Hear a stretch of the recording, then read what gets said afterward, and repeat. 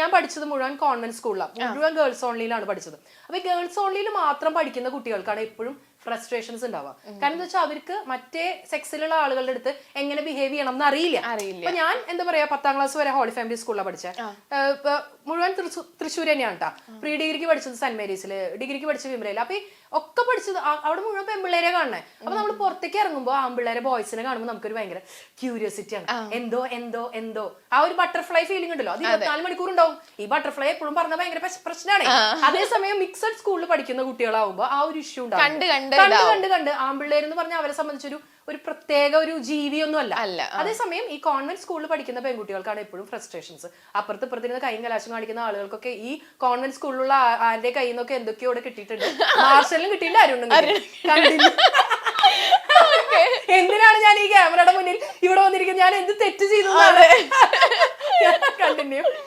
പണ്ടൊക്കെ പിന്നെ നമ്മൾ ഈ ഡിവോഴ്സ് എന്നൊക്കെ പറഞ്ഞു കഴിഞ്ഞാൽ ലൈക് ജീവിതം തീർന്നു അങ്ങനെ ഒരു കോൺസെപ്റ്റ് ആയിരുന്നു. പക്ഷെ ഇപ്പൊ കൂടുതൽ ആൾക്കാർ അതൊക്കെ ആക്സെപ്റ്റ് ചെയ്യാൻ തുടങ്ങി. അതിപ്പോ ഒരു കോമൺ കാര്യമായി. ഡിവോഴ്സ് എന്ന് പറയുന്നത് വലിയ ആണത്തല കേസൊന്നുമല്ല ഞാൻ പറയുന്നത്.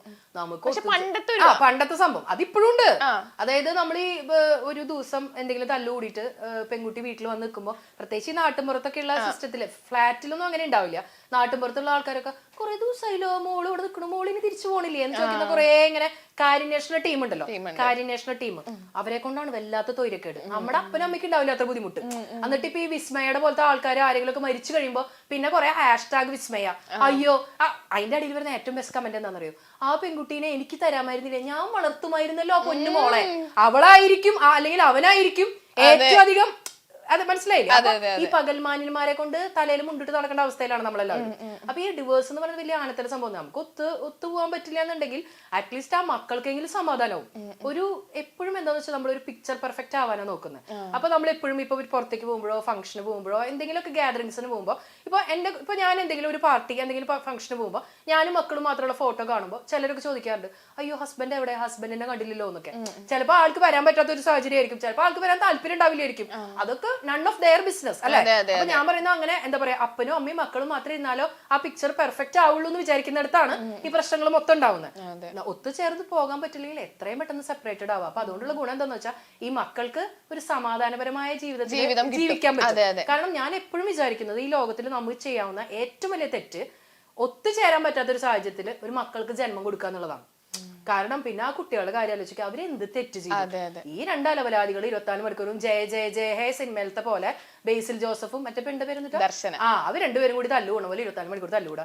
ഇവരുടെ ചീത്തയും തെറിയും പാത്രങ്ങൾ എറിയണതും ഒക്കെ കണ്ടിട്ട് ഈ 2 മക്കൾ അവിടെ വളരുക. അപ്പൊ ആ മക്കൾക്ക് ഉണ്ടാവുന്ന ഒരു സാഹചര്യം എന്ന് പറഞ്ഞാൽ പിന്നെ അവർ ആ ബ്രോക്കൺ ഫാമിലിയിൽ നിന്ന് വരുമ്പോ ഈ ലോകത്തിലേക്കും വേണ്ട ഏറ്റവും മോശപ്പെട്ട ആൾക്കാരായിട്ട് പിന്നെ അവർ വളരാം. അപ്പൊ അങ്ങനത്തെ ഈ ചൈൽഡ്ഹുഡ് ട്രോമാസ് കണ്ട് വളർന്നു വരുന്ന കുട്ടികൾ അവര് ചിലപ്പം 2 രീതിയിലാവാം. ഒന്നില്ലെങ്കിൽ അവരാണെങ്കിൽ ഈ ഒരു സെയിം പാത്തിൽ പോകും. കാരണം അച്ഛനും അമ്മേനും ഇങ്ങനെ കണ്ടു വളർന്നുകൊണ്ട് അവര് ഈ ഒരു പാത തന്നെ ആയിരിക്കും അവരുടെ ലൈഫിലോ. ചില കുട്ടികൾ ഇപ്പം അത് കണ്ടു വളർന്നുകൊണ്ട് തന്നെ ചിലപ്പോ അങ്ങനത്തെ ഒരു പാതയിൽ പോവാൻ ടോട്ടലി ഡിഫറെന്റ് ആയിരിക്കും. പക്ഷെ ഈ പറയുന്ന രണ്ടാമത്തെ കാറ്റഗറി ഉണ്ടല്ലോ, അത് വളരെ പെർസെന്റേജ് ഉണ്ടാവുള്ളൂ. അധികം ആളുകളും ഒരു 98% ആളുകളും ഇത് തന്നെയായിരിക്കും. അതായത് അവർക്കൊരു തരം എല്ലാത്തിനോട് ഒരു വെറുപ്പും വിദ്വേഷമായിരിക്കും. എനിക്ക് കിട്ടാത്തൊന്നും വേറെ ആർക്കും കിട്ടണ്ടെന്നുള്ള ഒരു സംഭവമായിരിക്കും. പിന്നെ വളരെ ഒരു 2% ആളുകൾ മാത്രം ഈ പറയുന്ന ഭയങ്കര ഉള്ളിൽ നിന്നുള്ള ഒരു ഇന്നർ ഇൻസൈറ്റ് കൊണ്ടൊക്കെ മുന്നോട്ട് പോകുന്ന ആളുകൾ, അങ്ങനത്തെ ആളുകളാണ് എന്നെ പോലെ മോട്ടിവേഷണൽ സ്പീക്കേഴ്സ് ആണ്. കാരണം ഞാനൊക്കെ എങ്ങനെയാന്ന് വെച്ചാൽ എന്റെ ജീവിതത്തിൽ പ്രശ്നങ്ങൾ ഉണ്ടാകുമ്പോൾ ഒരുപാട് പ്രശ്നങ്ങളിൽ കൂടെ കടന്നുപോയ ആളാണ് ഞാൻ. ഇപ്പോഴും കടന്നു പോയിക്കൊണ്ടിരിക്കുകയാണ്. എന്റെ ജീവിതത്തിൽ പ്രശ്നങ്ങൾ എന്ന് പറയുന്നത് എനിക്ക് ഒഴുക്കിനെതിരെ നീന്താന്ന് പറയുന്നത് ഭയങ്കര ത്രില്ല. കാരണം ഒരു പ്രശ്നം എന്റെ മോളൊക്കെ എന്നോട് പറയും, കാലത്തും വൈകുന്നേരം ഉച്ചയ്ക്കൊക്കെ എന്റെ അമ്മ പ്രശ്നം ഉരുട്ടിയിട്ട് തിന്നണേന്ന് തോന്നുന്നുണ്ട്. എനിക്ക് പ്രശ്നം വരുമ്പോ ഭയങ്കര കാലത്ത് ഇറങ്ങിയിട്ട് ഇനിയിപ്പോ ഒരു പ്രശ്നം ഇല്ലെങ്കിലേ ആരുടെങ്കിലും മെക്കെട്ട് കയറിയിട്ട് ഞാൻ വെറുതെ ഒരു പ്രശ്നം ഉണ്ടാക്കും. അതിൽ നിന്ന് കിട്ടുന്ന ഒരു ഇൻസ്പിറേഷൻ, ഒരു മനസ്സുഖം ആ സംഭവമാണ്. അത് എല്ലാവർക്കും പറ്റണമെന്നില്ല. കാരണം ഞാൻ തമാശ പട്ടിൽ പറഞ്ഞതാണ്. പക്ഷെ ആ ഒരു പ്രശ്നം ഉണ്ടാവുമ്പോ അതിനെ ഓവർകം ചെയ്യാം എന്ന് മാത്രമല്ല ഞാൻ ആലോചിക്കാം. അതിന്റെ ഉള്ളിൽ നിന്ന് എന്തെങ്കിലും ഒരു പോസിറ്റിവിറ്റി കിട്ടാൻ പറ്റുന്നുണ്ടോ എന്ന് ചിന്തിക്കുന്ന അതിനൊരു സ്പെഷ്യൽ തോട്ടാണ് എന്റെ. അതായത് ഒരു പ്രശ്നം സാധാരണ ആളുകൾക്ക് 2 രീതിയിൽ ചിന്തിക്കാം. ഒരു പ്രശ്നം വരുമ്പോ ഒന്നില്ലെങ്കിൽ ഇരുന്ന് കരയാം, അതല്ലെങ്കിൽ ആ പ്രശ്നത്തിൽ നിന്ന് ഓവർകം ചെയ്യാം. ഇത് രണ്ടും അല്ലേ? ഇതല്ലാതെ പ്രശ്നത്തിൽ നിന്ന് ഓവർകം ചെയ്യുകയും മറ്റുള്ള ആളുകൾക്ക് ഇൻസ്പിറേഷൻ കൊടുക്കാൻ പറ്റുകയും ചെയ്യുക എന്ന് പറയുന്നത് സംതിങ് ഗ്രേറ്റ് ആണ്. അത് എല്ലാവർക്കും പറ്റണമെന്നില്ല, എല്ലാവർക്കും പറ്റുന്നില്ല. ഇപ്പൊ പറഞ്ഞല്ലോ, പക്ഷെ പണ്ടത്തെ പോലെയല്ല. ഇപ്പൊ നമ്മൾ നോക്കുവാണെങ്കിൽ സൂയിസൈഡ് റേറ്റ്സ് ഒക്കെ ഭയങ്കര കൂടുതലാണ്. പണ്ടൊക്കെ എനിക്ക് തോന്നുന്നു കുറച്ചും കൂടെ ആളുകളാണെങ്കിൽ പ്രതിസന്ധികളൊക്കെ ഫേസ് ചെയ്യാൻ നിൽക്കാറുണ്ട്. പക്ഷെ ഇപ്പൊ അങ്ങനെയല്ല. എന്താന്ന് വെച്ചാൽ ഈ പാരന്റ്സ് തന്നെയാണ് ഈ പിള്ളേരെ മുഴുവൻ നശിപ്പിക്കുന്നത്. നമ്മൾ സാധനം ചെറിയൊരു എക്സാമ്പിൾ പറയാം, വലിയ വലിയ കാര്യങ്ങളൊന്നും വേണം. നമ്മൾ സൂപ്പർ മാർക്കറ്റിലൊക്കെ പോകുമ്പോൾ മക്കളെയും കൊണ്ട് പോകുന്ന പാരന്റ്സ് കുട്ടികൾ എന്തെങ്കിലും വില കൂടിയ ഒരു സാധനം ചോദിച്ചിട്ടുണ്ടെങ്കിൽ കുട്ടികളെ ഈ ഫ്ലോറിൽ കിടന്ന് ഉരുളണ കണ്ടിട്ടില്ലേ? വേണം വാശി ജാതി വാശി പിടിച്ച നാട്ടുകാരെ മൊത്തം കളിപ്പിച്ചിട്ട്. ഇപ്പൊ എന്റെ മോൾ അങ്ങനെ കരയില്ല, അവൾക്ക് അറിയാൻ കരഞ്ഞിട്ട് കാര്യമില്ല. എന്റെ മോളാണ് അവിടെ കിടന്ന് കരയണമെങ്കിൽ ഞാൻ പറയും, നീ കരഞ്ഞോ? നീ കരഞ്ഞിട്ട് ഇന്ന് വരെ ഒരു കിടാവും ചത്തട്ടില്ല. കരഞ്ഞിട്ട് ഇന്ന് വരെ വലിയ പിള്ളേർ ചത്തണ്ട, ഒരു പിള്ളേരും ചത്തട്ടില്ല. അപ്പൊട്ടൊക്കെ ഇടുന്ന് കരഞ്ഞോ? കരഞ്ഞിട്ട് എന്റെ മോള് അധികം ചെറിയ മോള് കിൻഡർ ജോയ് ചോദിക്കും. എനിക്കാണെങ്കിൽ വേറെ എന്ത് വാങ്ങി കൊടുക്കാനും കുഴപ്പമില്ല, കിൻഡർ ജോയ്ക്ക് എന്തൊരു വിലയാ. ആ കാശുണ്ടെങ്കിൽ ഞാൻ എന്തൊക്കെ വേറെ സാധനങ്ങൾ വാങ്ങാം. ഞാൻ പറയും, നീ കിൻഡർ ജോയ് ചോദിച്ചിട്ട് എത്ര കരഞ്ഞാലും നീ അവിടെ കിടന്ന് കരഞ്ഞിട്ട് നീ ചത്താ ഞാൻ കുഴിച്ചിടാന്ന് പറയും. അപ്പൊ ഞാൻ പറയണ അങ്ങനെ വാശി പിടിക്കുന്ന കാര്യങ്ങൾ നടത്തി കൊടുക്കുന്ന പാരന്റ്സ് ആണ് കുട്ടികളെ നശിപ്പിക്കണം. അതായത് അവരെന്താ വിചാരിക്കണം എന്ന് വെച്ച് കഴിഞ്ഞാൽ ഇത് ചെയ്ത് കൊടുത്തില്ലെങ്കിൽ കുട്ടിയുടെ ഇഷ്ടം നഷ്ടപ്പെടുമോ? അതൊക്കെ വെറും തെറ്റായ ധാരണകളാണ്. നമ്മളുടെ ഇല്ലായ്മകളും നമ്മളുടെ വല്ലായ്മകളും ഇപ്പൊ എന്റെ പോക്കറ്റിൽ എത്ര, അല്ലെ മീൻസ് എന്റെ പേഴ്സിൽ എത്ര രൂപ ഉണ്ടെന്ന് എന്റെ മക്കളെ അറിഞ്ഞു വേണം വളർത്താനായിട്ട്. അമ്മയുടെ കയ്യിൽ ഇത്ര രൂപയുള്ളോട്ടോ മോളെ, ഇത് പറ്റില്ല അമ്മയ്ക്ക്, അമ്മയെ കൊണ്ട് ആവില്ല എന്ന് പറയണം. അതല്ലാതെ ഇല്ലാത്ത കാര്യങ്ങളും ഉണ്ടാക്കി കൊടുത്ത് വീട്ടിൽ വളരെ പാമ്പർ ചെയ്ത് വളർത്തും. ചിലപ്പോ പോകുന്ന സാഹചര്യത്തിൽ ഒന്നും നടത്തി കൊടുക്കാത്ത ഒരു ഭർത്താവിനെ അല്ലെങ്കിൽ ഭാര്യനെയോ ആയിരിക്കും അവർക്ക് കിട്ടുന്നത്. അപ്പൊ അവിടെ ചെല്ലുമ്പോ സുഖലോലുപതയിൽ ജീവിച്ചിട്ട് പട്ടുമെത്തയിൽ ജീവിച്ച ആൾക്ക് കല്ലും മുള്ളും സഹിക്കാൻ പറ്റണമെന്നില്ലല്ലോ. കുറച്ച് ദുരിതമൊക്കെ വീട്ടിൽ അനുഭവിക്കട്ടേന്നേ, എല്ലാം നടത്തി കൊടുക്കണമെന്നില്ല. ഇപ്പം ടീച്ചറാണെങ്കിൽ ഒരുപാട് കുട്ടികളെ പഠിപ്പിച്ചിട്ടുണ്ട്. ടീച്ചർ ഇപ്പൊ സോഷ്യൽ മീഡിയയിലാണെങ്കിലും ഒരുപാട് യങ്സ്റ്റേഴ്സ് ടീച്ചർ ഫോളോ ചെയ്യുന്നുണ്ട്. ഇപ്പൊ നമ്മൾ നോക്കുകയാണെങ്കിൽ ഒരുപാട് യങ്സ്റ്റേഴ്സ് ഇപ്പൊ ലഹരി ഇതിലൊക്കെ അടിമകളാണ്. അത് കാരണം ഒരുപാട് ക്രൈംസ് ഉണ്ടാവുന്നുണ്ട്. അപ്പൊ ഇതിന്റെയൊക്കെ ഒരു മെയിൻ കാരണം എന്തായിരിക്കും? ലഹരി കൊണ്ടല്ല കേട്ടോ ക്രൈംസ് ഉണ്ടാവണേ, ക്രൈം അല്ലാതെ ഉണ്ടാവാറ്. ഈ ലഹരിയുടെ പ്രധാനപ്പെട്ട കാരണം എന്ന് പറഞ്ഞാൽ നമുക്ക് ഈ മീഡിയ ഇൻഫ്ലുവൻസ് തന്നെയാണ്. ആൾക്കാരുടെ വിചാരം അത് കഴിച്ചു കഴിഞ്ഞാൽ എന്തോ ഭയങ്കര ഒരു സൂപ്പർ പവർ കിട്ടും എന്നൊക്കെയുള്ള ഒരു ചിന്തയാണ്. അല്ലെ, ലഹരിയിൽ അടിമപ്പെട്ട് കഴിഞ്ഞാൽ നമുക്ക് 10 നിലയുള്ള ബിൽഡിങ്ങിന്റെ താഴേക്ക് ചാടാം, അല്ലെങ്കിൽ വേറെ പല കാര്യങ്ങളും ചെയ്യാൻ പറ്റും, എന്ത് ചെയ്താലും നമ്മൾ മറ്റൊരു സൂപ്പർ പവർ ആണ് എന്നൊക്കെയുള്ള ചിന്ത കുട്ടികളുടെ വികലമായൊരു ചിന്ത.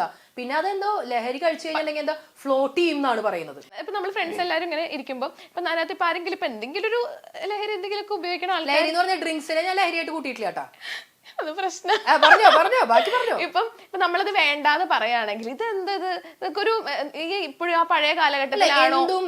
എന്തും ഒരു പരിധിയിൽ നിർത്താണെങ്കിൽ എല്ലാം നല്ലതാണ്. ഇപ്പൊ ഞാൻ പറയണേ, ഒരു ഡ്രിങ്ക്സ് എന്ത് തന്നെ ഡ്രിങ്ക്സ് ആണെങ്കിലും അതിന്റെ ടേസ്റ്റ് അറിയാനായിട്ട് നമ്മളൊന്ന് സിപ്പ് ചെയ്തതുകൊണ്ട് നമ്മൾ ഈ ലോകത്തിലെ ഏറ്റവും വലിയ കുടിയനോ അല്ലെങ്കിൽ ഏറ്റവും വലിയ സംഭവം ഒന്നും ആയി മാറില്ല. പക്ഷെ ഒക്കത്തിന് നമുക്കൊരു ബൗണ്ടറി നഷ്ടപ്പെടുന്ന രീതിയിൽ, അതായത് നമ്മളിങ്ങനെ കിടന്ന് ആടി ഒലയുന്ന രീതിയിലേക്ക് നമ്മളെ തന്നെ കൊണ്ടെത്തിക്കുകയാണെന്നുണ്ടെങ്കിൽ അത് ഡേഞ്ചറസ് ആണ്. ലഹരി നമ്മളെ വിഴുങ്ങുന്ന അവസ്ഥയിലേക്കാണ് ഇപ്പൊ എത്തിക്കൊണ്ടിരിക്കുന്നത്. അതിന് പകരം ഇതൊക്കെ എല്ലാം എന്താണ് സംഭവം എന്ന് അറിയാനായിട്ട് നമ്മളതൊന്ന് മനസ്സിലാക്കി വെക്കുന്നതിൽ തെറ്റൊന്നുമില്ല. ഇപ്പൊ ഞാൻ പറയട്ടെ, നമ്മളൊരു ട്രിപ്പ് പോവാണ്. ട്രിപ്പ് പോകുന്ന സമയത്ത് നമ്മൾ ചിലപ്പോൾ ഒന്ന് ചില്ല് ചെയ്യാനായിട്ടോ ഒന്ന് വൈബ് ചെയ്യാനായിട്ടൊക്കെ ചിലപ്പോൾ കുറച്ച് എന്തെങ്കിലുമൊക്കെ, ഞാൻ പറയാം ഭയങ്കര വലിയ ഡ്രിങ്ക്സ് കഴിക്കണം എന്നല്ല, ചെറിയൊരു വൈബ് കിട്ടാനൊക്കെ ആയിട്ട് ചെയ്യുന്നതിൽ തെറ്റൊന്നുമില്ല. പക്ഷെ കുടിച്ച് ആർമാദിച്ച് ചാലിൽ കിടന്ന് പിന്നെ കുടുംബക്കാരെ വേറെ ആൾക്കാരൊക്കെ പൊക്കി കൊണ്ടുവന്ന് അങ്ങനൊരു അത് നമ്മളെ വിഴുങ്ങുന്ന അവസ്ഥയിലേക്ക് നമ്മളെ കൊണ്ടെത്തിക്കാതിരിക്കുക എന്നുള്ളതാണ്. അത് എന്തിനാണെങ്കിലും ലഹരി മാത്രമല്ല, ഒന്നിനും നമ്മൾ അടിമപ്പെടരുത് എന്ന് മാത്രം. അങ്ങനെയാണ് കേട്ടോ ഞാൻ വിശ്വസിക്കുന്നത്.